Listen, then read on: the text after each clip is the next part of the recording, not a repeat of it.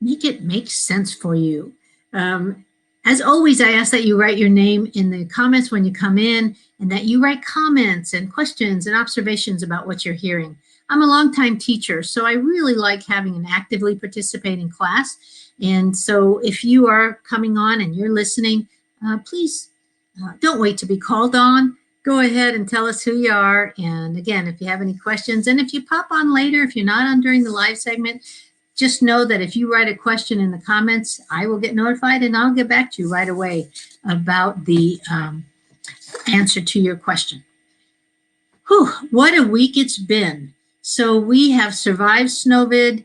We are in the midst of surviving COVID and getting more vaccines, more answers around the vaccines. And so and then we had some major happenings occurring, not only in Texas, where I'm currently living, but also across the nation. So let's go ahead, because we've not seen our longtime pub ed Judge John Payton, let's invite him on and let's talk about the things going on in Texas and across the nation, because he's got his hands right in school districts just like I do, and can give us that unique perspective that people who work outside of and work in other districts can bring. So first of all, welcome, Judge Payton. Hey, good evening, Dr. Good. How are you? Or good morning. Yeah, good morning. I can't get my days right anymore. That's okay. Good enough. We're doing so much with attendance. Oh my gosh. Well, in podcast land, it really doesn't matter, right? Right. Hey, what an interesting week this has been. We've been survivors, right? We're in March now, which is a year anniversary. Not quite. We're 2 weeks shy, I think, of the anniversary of our shutdown for COVID last year, but we're certainly in the 1 year month. And so suddenly things are happening as far as some of our politicians, some of our state leadership, and our federal government leadership in wanting to work towards getting things, dare I use that term, normal, because we will never be that again, but right, getting us back to some sort of less surprises, maybe.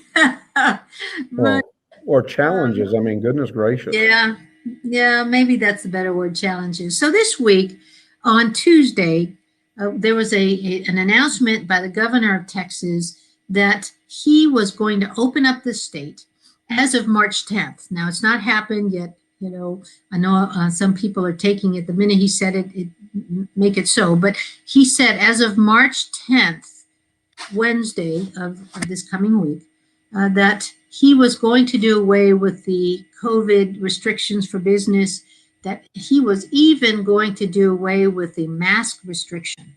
And of course, as soon as that was out there, that caused a Twitter in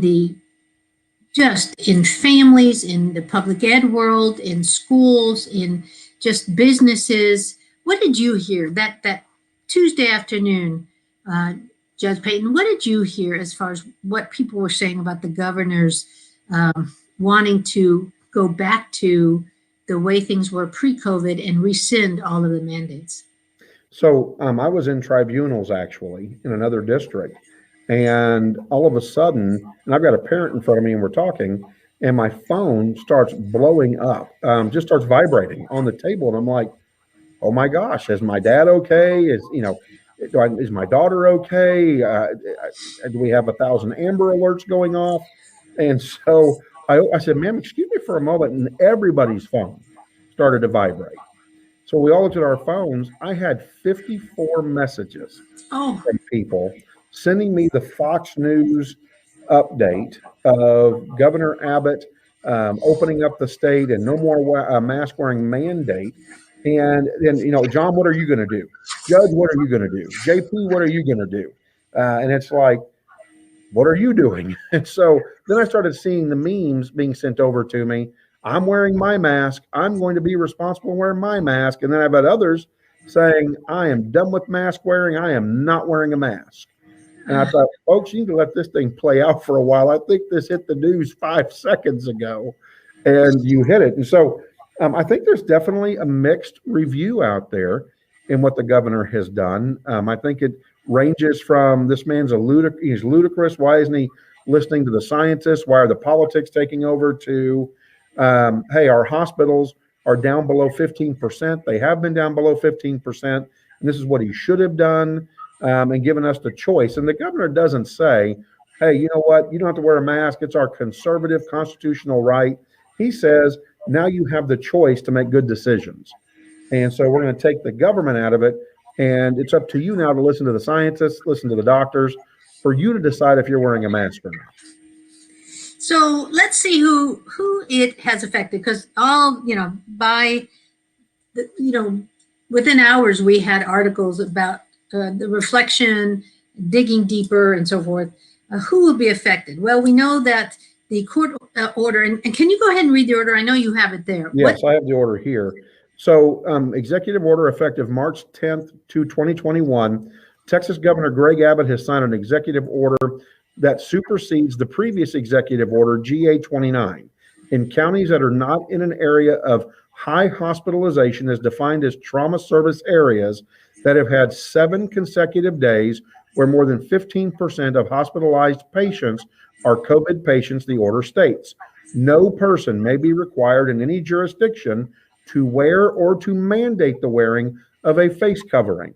In areas of high hospitalization, county judges may issue orders to mitigate COVID, but they cannot impose jail as a penalty for violating the order or impose a penalty for failure to wear face covering or failure to require that customers and employees wear face coverings. The order allows law enforcement to enforce trespassing laws and remove individuals who refuse to wear a mask at a business that requires them.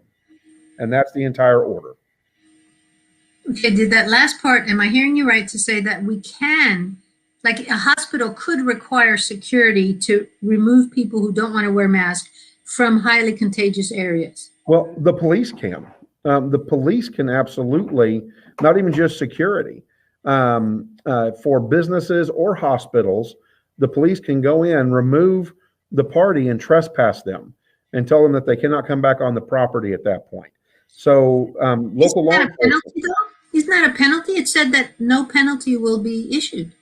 Well, that's not a penalty. That's just removing the person from the premises and telling them they're not allowed back on the premises.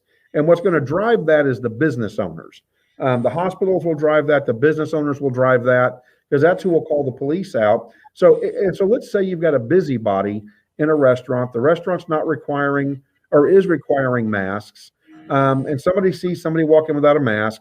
So the busybody calls the police, and the police come out, and the business owner comes out, and the police say, do you want us to criminally trespass him and remove him from your property? No, I didn't call you, and no, I don't want to move forward with that. I'm sorry that you were called out. That person can go sit down. So it takes the business owner to do it, or the hospital to actually make the call to the police to have them removed from the premises. That's not a penalty. Now, the penalty would be if they go back on the property and they violate the criminal trespass warning. Now they can go to jail for violating the criminal trespass. That's a different penalty. Okay. So, businesses can still restrict capacity, but it cannot be restricted more than 50%.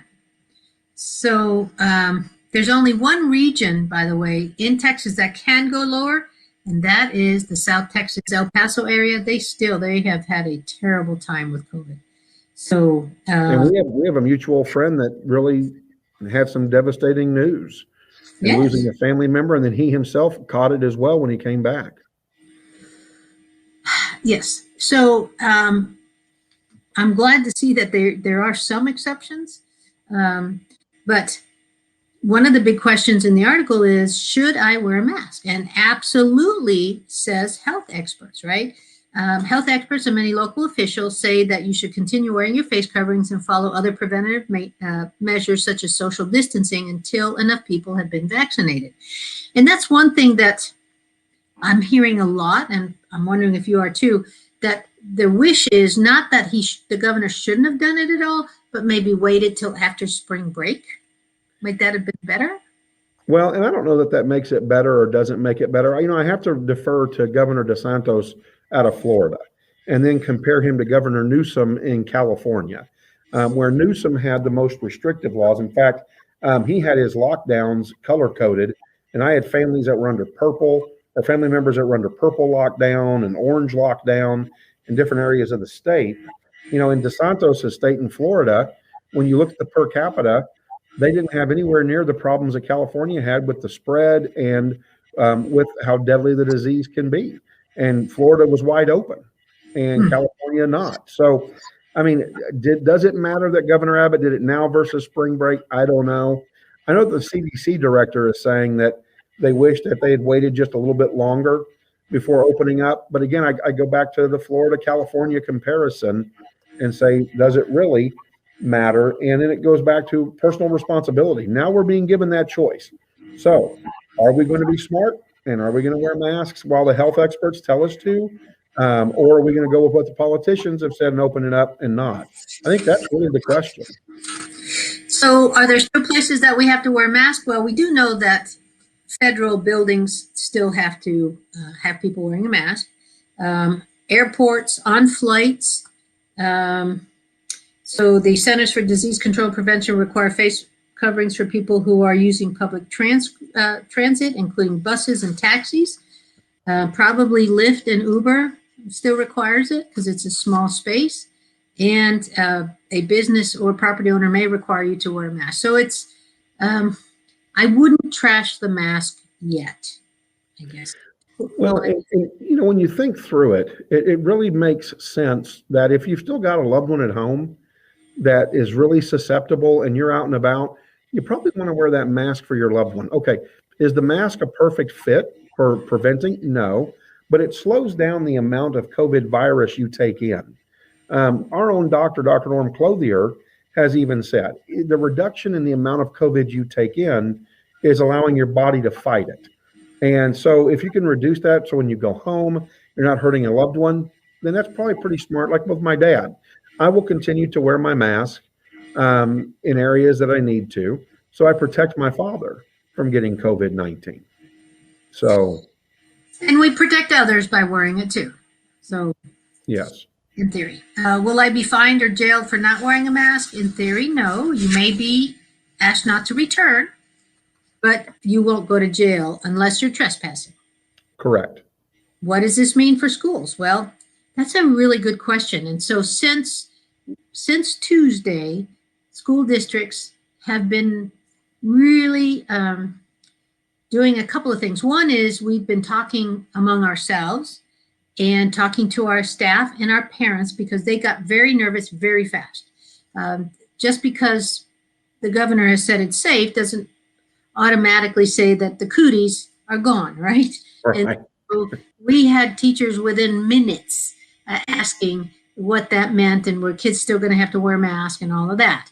And so within an hour or two, most districts that I know of sent a letter to, well, I don't even know if they waited hours to send it to staff to sort of alleviate those fears and say, for the time being, we are staying with our safety protocols around COVID. And then, of course, we sent one out to parents not long after that. And then I saw districts on the news in the last few nights, also talking about not veering away from their safety protocols at this time. But what we're also starting to get from the lawyers and from TEA is a little bit of confusing news. And that is, and I don't remember if I talked about this. There's so much new that's come in our literally, in our year of COVID, so many board meetings, so many new resolutions to be able to do these new things like pay people when they're off for COVID quarantines, to be able to have these different purchasing exclusions for PPE back in April. But we now are getting a resolution, we believe, from the lawyers to say that our board must approve either keeping the protocols that they approved, and it seems silly that we have to reapprove, So we're getting that clarified. We're not sure really if the board has to reapprove their COVID protocols if they remain the same, or if they only have to go to board if they want to make them lighter or rescind them. And right now, nobody can imagine their boards wanting a lighter mandate around protocols, say COVID protocols with schools, right? With kids coming to school and adults being allowed Right. and social distancing and all of that. So stand by for more information, I guess, on that. That's what we need to wait for.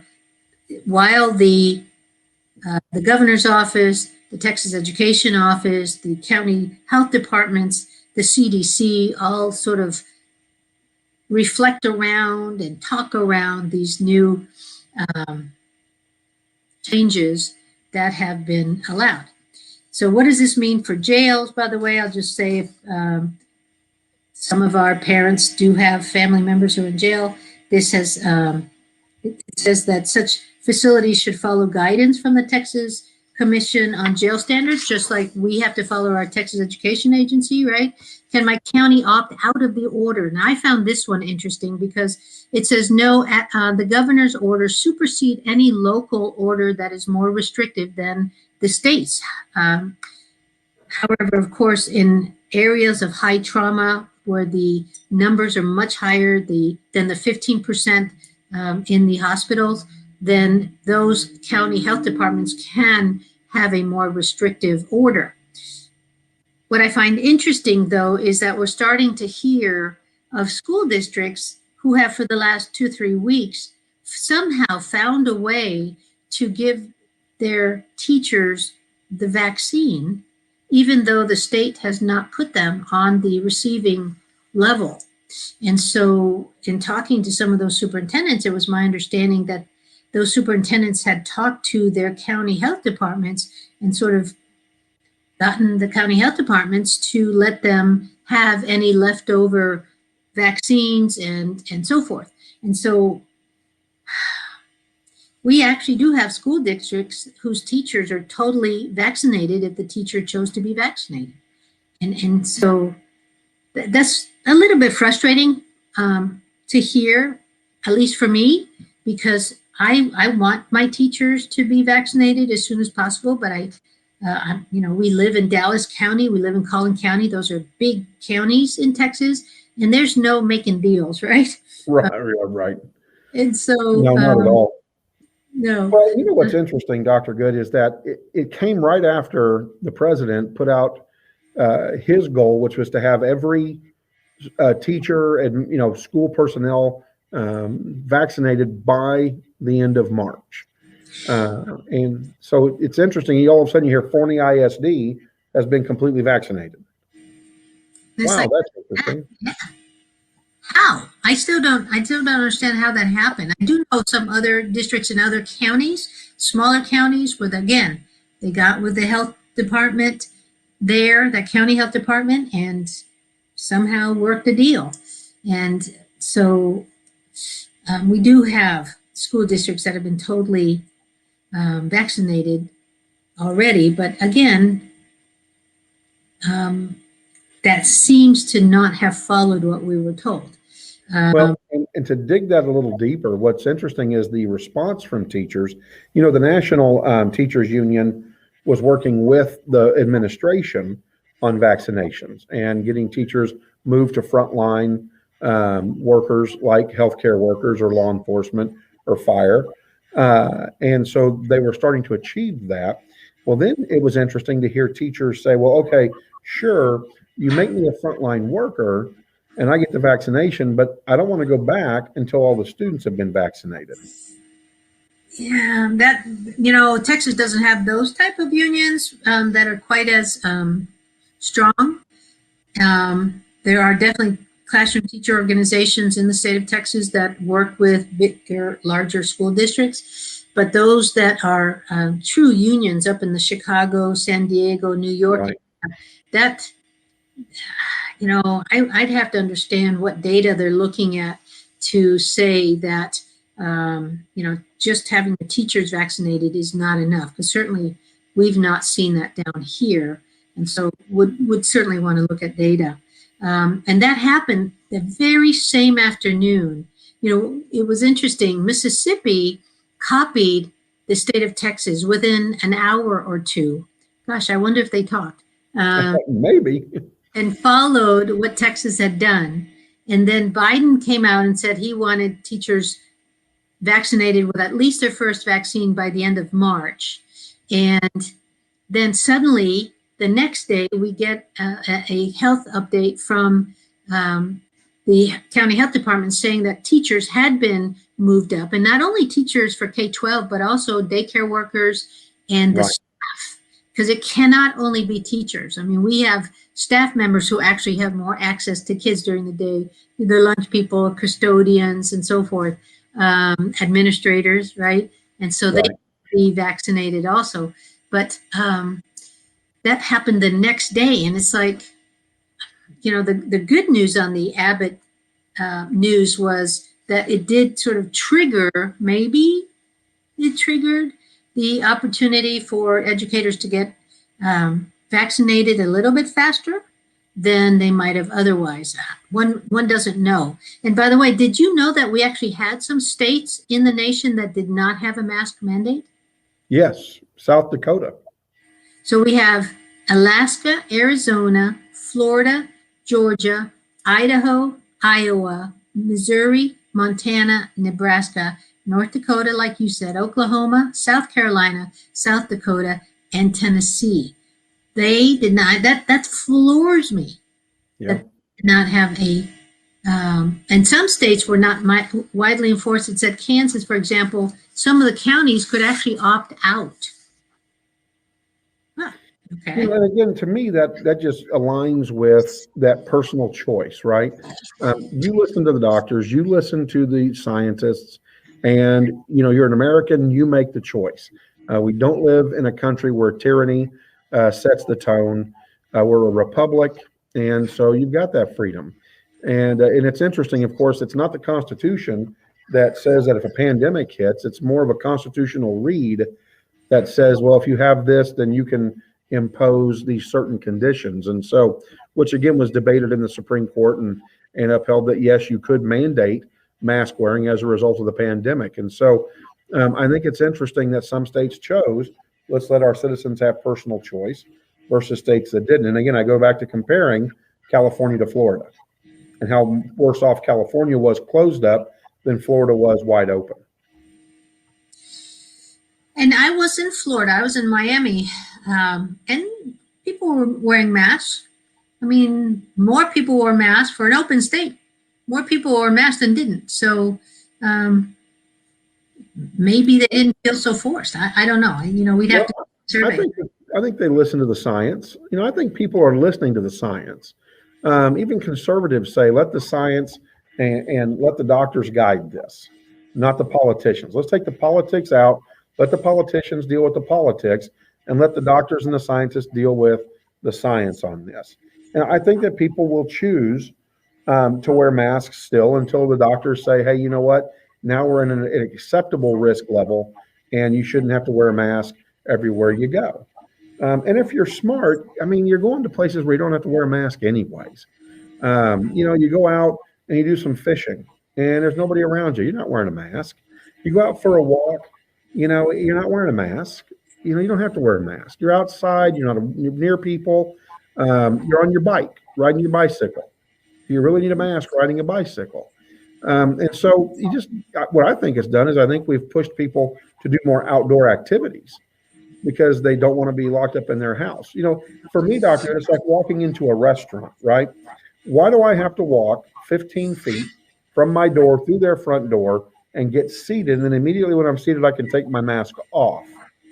Comedians have been funny. They're like, we should have gone into the wheelchair sales business and started selling everybody wheelchairs, because for some reason, when you sit down, you're good and you won't get COVID-19.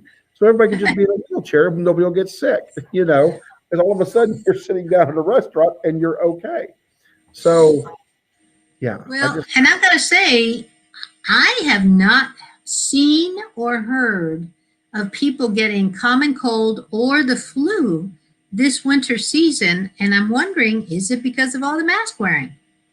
Well, and I think so. I think that we have seen a reduction in flu. I've had this conversation this morning with some friends before church, before we were going to get ready for church. And it was interesting because one of the people made the comment, well, we also haven't had kids in school as much as we would have in a normal year. So the reduction of students on school campuses, like in the state of Wisconsin, kids didn't go back to school until this week. And so they're saying the flu season might be light because you don't have as many kids at school together, then going out with their parents, touching things, and then you picking it up from a kid, And so I think that there's a lot of combinations, but I think the mask does help in the reduction of flu. And we'll have researchers studying this phenomena. We will. It'll take a year or two, but we'll get that data. Yeah. Fascinating. And so let me just stop and ask people who are watching to write in the comments, how do you feel about having to wear a mask? If you, starting March 10th, if you're in Texas, will you use March 10th as your mask liberation day?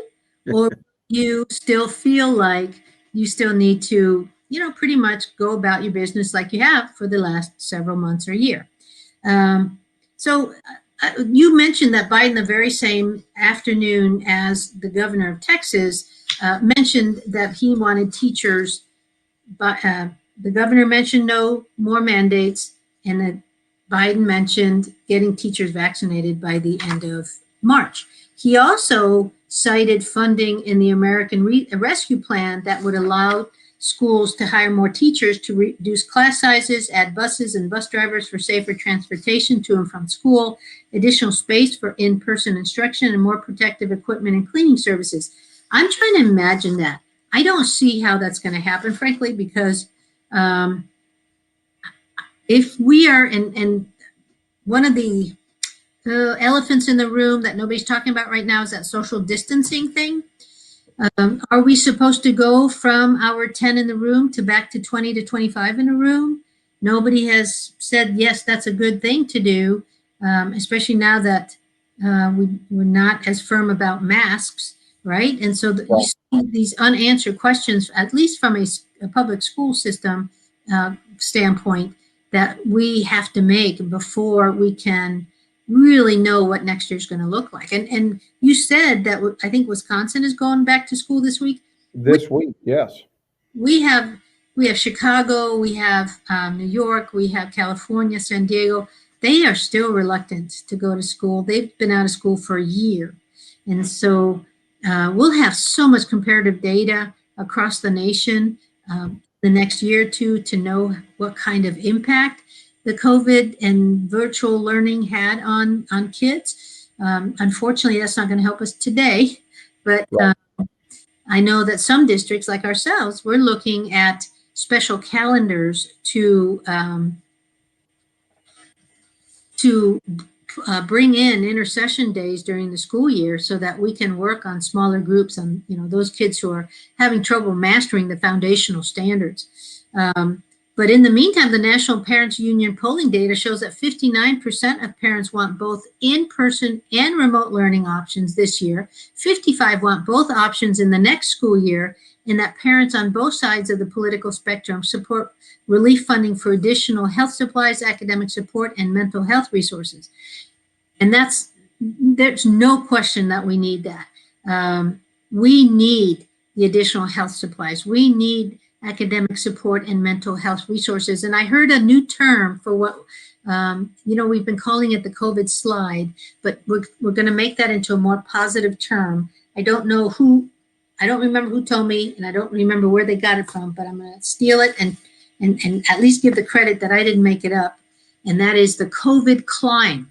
We want the COVID climb up the academic mountain. So, that's what you'll be hearing us talk about. And I'm glad to hear that Biden is talking about the fact that we do need a lot of money for that academic support. Now, the important part will be, and it's too early to tell right now, but you remember back what happened in 2008, 2011, John, where had the recession and the states got millions and billions of dollars, but the school districts didn't get them. Yeah, there were some promises made and not kept. So, Well, the legislators used that funding to fill other holes right. instead of filling the public ed hole. And so that is why we need to make sure that our pub ed army stays alert, our advocates stay alert, and that we have people ready to write a quick email of support to PubEd. And, John, I know that you know legislators, and I would like for you, and I know you have a podcast that you do with your sidekick, Kathy, who's also very political. I'm going to ask both of you to start asking your political friends, are they receiving more emails this year from educators and school folks and parents? Yep, that'll be interesting.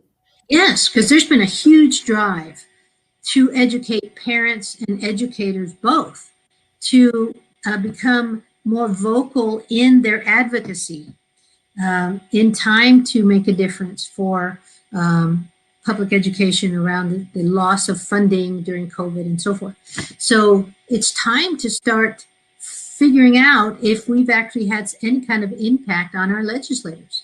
And I would challenge other states to do the same, because I've challenged people in other states with the same request to be finding out who your legislators are, letting them know that that you do not want public ed funding cut and so forth. So now we need to know, first of all are the legislators receiving at least more voices from educators and school parents? Right. And so, and I don't know how we would do this one unless we could do maybe an honest survey after the legislative sessions are over, asking the legislative offices to let us know if in any way did that impact their thinking, right? It would be curious, and Dr. Good, to go back a little bit, when you had mentioned San Diego, California, and one of the hot spots where people have not been back in school and the lockdown's been severe for a year. Of course, the people decided to open it up themselves, and they've opened the gyms up for the kids to start practicing. They've opened up the baseball diamonds for the kids to start practicing. And so the sports are going back. And there were several students that testified today on social media and on the news about how it's impacted them not to be able to play sports and be a part of a team and be a part of a competition and what it felt like to be in a tournament. And it was very, gosh, I don't want to say disheartening, because part of my heart was full because of how kids don't take it for granted that they just get up and go to a sports tournament now or be a part of a sports team anymore. But it was disheartening or saddening about how sad they were that they were not able to participate in team sports, be out there with their buddies, that they felt that disconnection was worse than COVID-19 itself. And of course, there's a lawsuit pending in the state of California now from this group because Governor Newsom tried to shut them down, and they have sued the governor. There's a hearing next week that goes one step further to kind of decide what the restriction, if any, will be. But it sounds like Governor Newsom is going to end up working it out with the lawyers representing the families and the kids in San Diego to make sure that these kids continue to get to play sports. So I think we're going to start seeing places, regardless of what the CDC says or health experts say, start opening up, because I think that mental health component is starting to take over.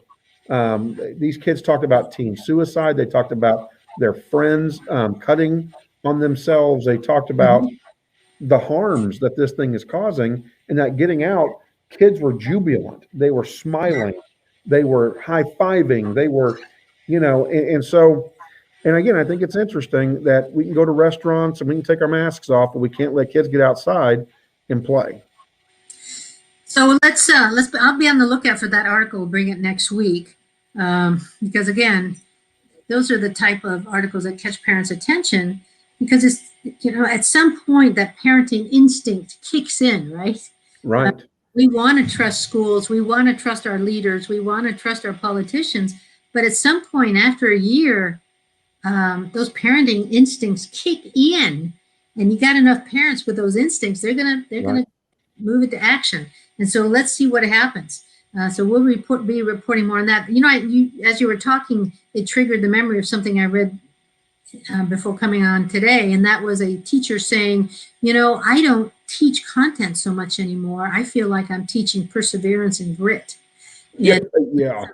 yeah, and so that's what we have to also keep in mind, so that our kids don't feel suicidal, get depressed, and think that life is not worth living. Right. So we'll be reporting on that. We'll also be reporting more on what's happening with the new Secretary of Education. The new Secretary of Education has been voted in, Miguel Cardona. He laid out a 5-step plan for returning to in-person learning, including convening experts, sharing best practices, and issuing a second volume of the U.S. Department of Education's COVID-19 handbook. I bet that one is as good a reading as the first volume, huh? I wonder how many people read that. 3. Next to your bedstead, so that when you can't fall asleep. And let's see, in Colorado, most educators have now received their vaccine. And, you know, I was, before the snowstorm, I had started reporting on states that had started letting their teachers be vaccinated. And 2 weeks ago, so it would actually be 3 weeks ago, I had reported that it had gone from 17 states to 27 states. I don't have it updated right now, but now I bet it's closer to 35. So we're getting closer and closer to having full national compliance on the vaccine. But it's, again, I will say that our state leaders lost a very valuable opportunity to have their educators feel valuable and feel valued by them. Right. Not allowing them to be on the frontline worker level for the vaccine. Again, they felt slighted. They have felt slighted through pay. They felt slighted through their insurance rates. They've felt slighted after they retire. You know, retired teachers, I think, have gotten 2 increases in the last 20 years, maybe. Certainly, insurance has eaten away anything that they got increased. And so this would have been a great opportunity to make teachers and educators feel valuable and valued, but we missed it again. So anyway, so we're going to have a something called Return to Learn Tracker, which is going to follow how public schools nationwide are adapting to the COVID-19 pandemic along the path to reopening. The tracker pulls data from all public school districts with at least 3 schools to identify whether they're currently fully remote, hybrid, or fully in-person, and tracks changes in their plans from week to week, and combines the data with other external sources for comparison across weekly local COVID-19 caseloads and demographic information. I'd love to have my hands on that data. Oh, man. And here's what I'll tell you. The big difference is that when Betty DeVos was in, she did not ask states to send her data. So we have states who have never had to send in data before. So that's going to be a job for Mr. Cardona to get those states on board to start getting in the habit of sending data in so that we can get a better idea nationally of what's going on across the country.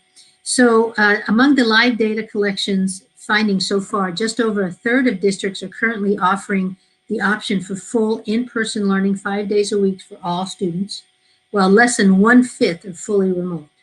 So that's interesting, right? I mean, we have only a little over 1/3 of districts are currently offering the option for full in-person learning 5 days a week. I mean, we offer it, but we offer it sort of knowing that not everybody's coming, because we don't, if we're to socially distance, we don't have room for everybody. Right. Well, you know what's interesting, Dr. Good, is that, you know, we're trying to let the school districts be in charge of how all that happens, but yet the administration has now said that they are considering a reopen schools czar through the Secretary of Education. And the plan is to go in this czar. I mean, like, we need another czar or another anything out of the federal government. But this czar would go in and tell schools how to reopen and then officiate some of the reopenings. And it's It's very interesting. The Washington Post has highlighted this. The New York Times has highlighted this. It was in Politico today as well. As the Secretary of Education and the First Lady were in, I think, New York at a school that had opened up and had been successful in their opening. So, I mean, it's going to be interesting to see, do we really have that much power over how we're going to open?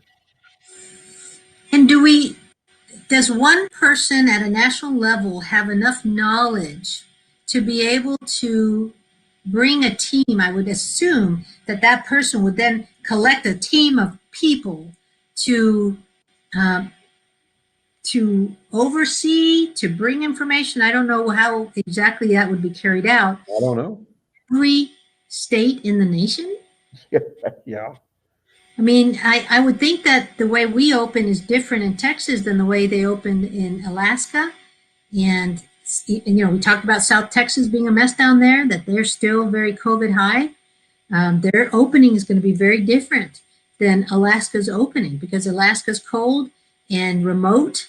There's only like 500,000 people in the whole state of Alaska, right? Right. Spread over, aren't they larger than Texas? Am I remembering? Yes, by land mass, yes. In fact, at one point, it was 3/4 of a human being per square mile. So I would think that in Hawaii, that would be different than Alaska or South Texas, or so. Yeah. Maine would be different than Missouri. Missouri would be different than Idaho. Yeah, I mean, absolutely. But it's interesting. I mean, to me, it's almost like, why do we need a czar? Why doesn't the Secretary of Education handle this? Dispense what the administration wants to dispense information to, or how to, and be done. And almost, to me, it's almost like, how can we give more of our friends a position in government to come down and tell us what to do in our states? Well, and by the time that team is assembled, will we have herd immunity? Yeah. I mean, and Texas has really been open educationally since August. Well, yeah. I mean, a lot of schools did the first 4 weeks virtually and then opened up, early September, mid-September. So, Yeah. I mean, we've already been open, unlike Wisconsin that just opened up this week. Yeah. So, I was looking at the other provisions in the relief bill, and again, help me understand how this would help. I mean, and maybe I'm just new at this, but a provision in the latest COVID-19 relief bill would fight child poverty by offering families a child allowance of a few $100s per month per child in each household. NPR reports that Democrats have suggested providing $300 for each child under the age of 6 and $250 for the older children for at least a year, while Republican Senator Mitt Romney has proposed $350 a month for younger children over a period of a year. And so I'm wondering, unless there were guidelines about how you have to use that money to maybe take kids to preschool, right? Because just giving people money for their young children going to automatically make those kids smarter academically? Well, and again, I guess what my concern is, what strings come attached? It's not even how do you spend that money, but okay, what is it that you want from me later? And are we really building, at this point, are we building a buy America by buying Americans one child at a time? And then, do we pit party versus party at that point? And, well, they're wanting to keep you on this subsidy and this party doesn't, and you should elect us because we'll keep funneling money down to you. I mean, and it's politicians coming up with this stuff, and instead of educators or, I haven't heard educators say, hey, we need to step up and start offering money for parents, for students individually to help them with crickets. I mean, silence at that point. I don't understand that. It doesn't make sense to me. Right. And so then, but that's not all. They also want to issue guidance by the CDC on methods for increasing ventilation in schools and daycare centers to decrease the number of virus particles in the air. So they want us to keep windows open, and schools, new schools do not have windows that open, right? That's No. Using portable air cleaners and improving a building's air filtration without reducing airflow. The CDC cautions any effort to increase the flow of outside air indoors should keep children safe, and that windows be screened and fans covered. And again, that if every school in the nation were the same, that'd be one thing, but they're not. Schools have evolved over time. There was a time in the 70s and 80s where schools were literally built without windows at all. I used to teach in one, and it was the mold situation in that building was fierce. So, well, you know, and it goes along the lines of what you're saying, that every school is not the same. In Chicago, in the city, I go to a high school, and it's a multi-story high school from the bottom to the top that includes a basement. I go out to Plano East on Los Rios Boulevard, and I've got a school that is spread out over several acres with a pond on it, with an outside approach with tons of windows that's not brick. And so our schools, depending on where they're at, are very, very different on how they're built, very, very different on how they're designed, and then also airflow. You take a Plano East, you can open up the doors, the double doors, through building 1, through building 2, the cafeteria. You can get plenty of airflow. I go down to Woodrow Wilson, I don't have that option. It's very closed off. It's very sealed. And so, I mean, what's that mean? And are we re-engineering? Are we having to redo? I mean, wow. well, those are those strings that come with the money that, you know, if you don't have a building that's conducive to that, what does that mean? Does that mean that we can't somehow figure out how to use money that we should get to finagle some other way of getting less particles in the air, right? Right. We need to stop thinking COVID and just start thinking flu, common cold, COVID, any other type of airborne germ that's in the air that could cause our teachers and our students to come down sick and lose school. Yeah, because we have forgotten that just last year alone, we had several campuses throughout the state of Texas shut down because of the flu virus. Yes. I And haven't we had a did that. single one this year. Yeah. Now, speaking of losing school, congratulations on that nice article about you and Dr. Nix and your company, your truancy company. Tell us a little bit about that article and about the success that it was highlighting, because frankly, what you guys are handling in your truancy tribunal processes are directly related in many cases to COVID and, you know, all that is COVID, right? So talk about that article and what the article highlighted. So first of all, we were very excited to be highlighted by the Frisco Independent School District and their news agency that puts out their district-wide news paper to over 66,000 students and parents. So that was very nice. And it talked about the fact that we are bringing parents in and getting to know the parents, getting to know the students, getting to know the problems, and addressing those with solutions so that parents and students don't end up in court. When Dr. Nix and I retired, we wrote the Truancy Prevention Measures Tribunal before COVID had hit. And the idea was to keep kids in school, out of court, and get them graduated without having to experience parents charged with criminal charges, them charged with charges, parents looking at fines of $500 per unexcused absence per day. And so the idea was to be able to create a school community. And that's what the article talks about. It talks about being able to create a community for all, not just teachers, not just janitors, not just principals, but for students and parents as well, that we can help be more socially responsible about getting to the bottom of something before we jump and just file charges. And so it was very nice. It talked about, had a parent that talked about her experience and her children, and that we were able to help her get her GED or move towards getting her GED. We helped get stuff for the kids and get the kids back on track through different programs that we have and methods that we use. And she was grateful. She says it was so much help to me to have that structure, to understand how I had more choices, because it was just one parent with 5 kids. And she says, you know, with the job loss, and because she had her job loss and then she had pipes break, and I mean, it was just one thing after another, and didn't know there was a lifeline out there. And so what our company does is we throw lifelines to schools and lifelines to parents and students to help resolve issues and solve problems before they get to the truancy court level. And so am I remembering correctly for two things? One is that Texas has changed their truancy laws several legislative sessions ago, such that they gave schools the power to actually resolve a lot of those heavy truancy issues before parents got to the court. I hate to say the real truancy, but to the court level truancy judge who is there to possibly start collecting hundreds, if not thousands of dollars worth of fines from the family and or put them in jail. Is that still the case? That is still the case. Now, and it was 2014, 2015 when the big shift happened.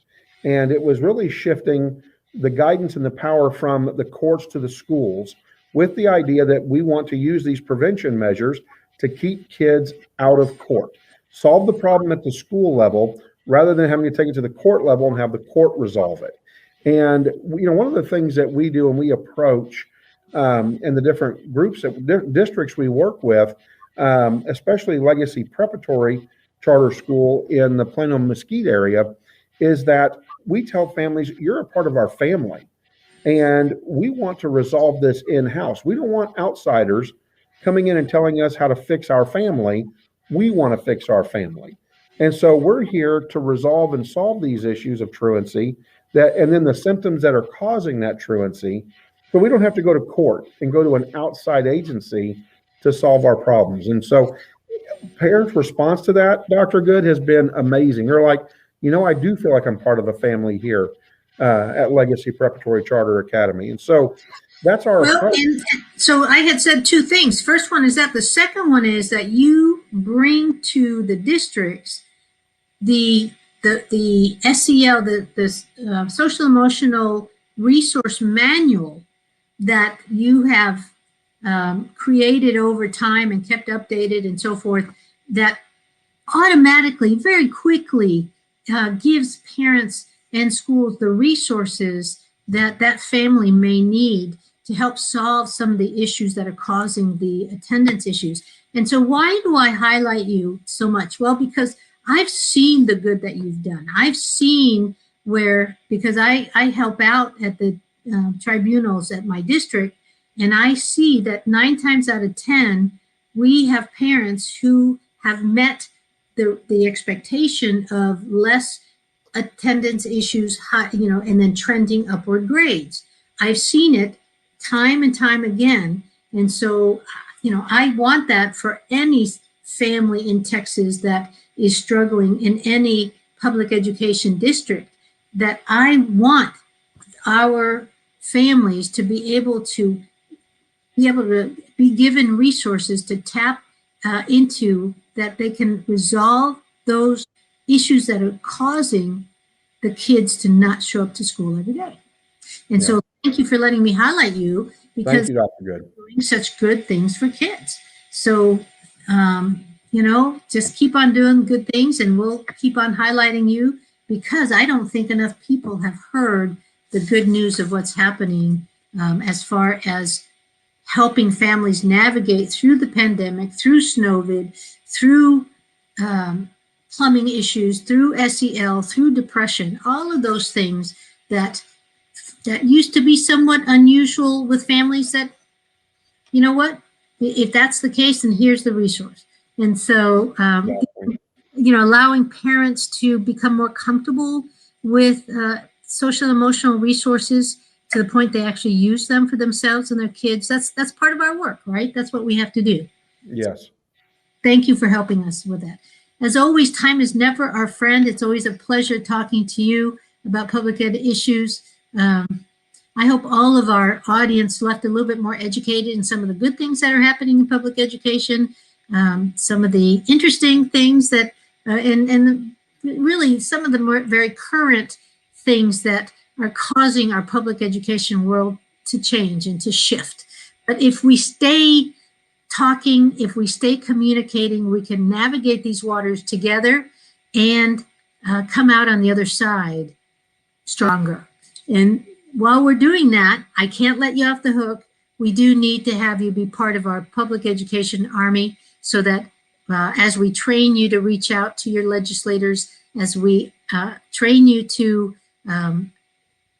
let your voice be heard with those legislators who are making a difference in public education, then, you know, I will have done my job here and you will have done yours. So why am I doing this? Let me remind you, every week I do this because all of us need to be part of helping kids become more than hourly wage earners. We need career-minded graduates and taxpayers who will keep our economy strong in the future. If we don't help these kids today, they're not going to help us later when we need it the most. So join me every week as we become stronger pub ed advocates, and you get more informed in public education issues so that you can then become a recruiter for our public ed army. All right, everyone. Again, if you have questions, you have comments, put them in the comment box. And if I don't respond right away, I'll respond as soon as I see the notification. Thank you, everyone. This is the Ask Dr. Be Good show, and we'll see you again.